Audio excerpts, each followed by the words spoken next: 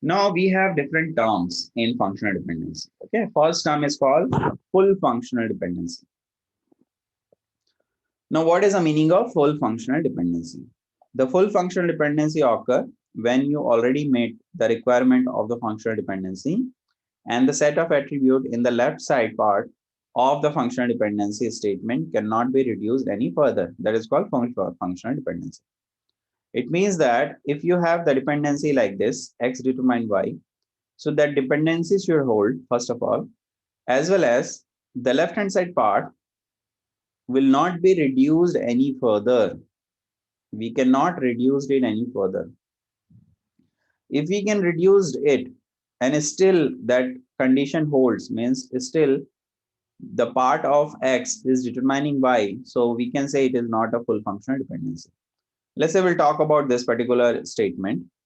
SSN and age determine name. Can we say it is a full functional dependency?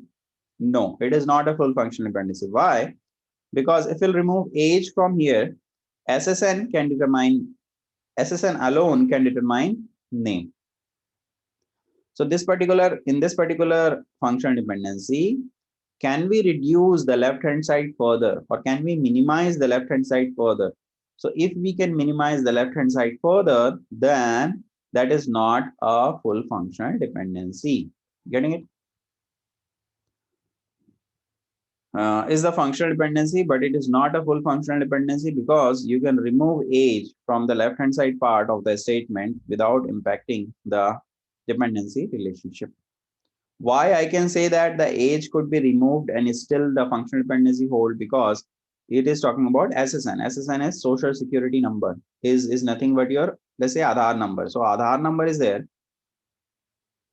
Can alone Aadhaar number determine the name? Yes, it can do, because it has the property of primary key. It can become the primary key, right? Now let's talk about trivial functional dependency. What do you mean by trivial functional dependency? If we have a functional dependency of any attributes at x determine the any attributes at y, it is called trivial if y is a subset of x. Y is a subset of x.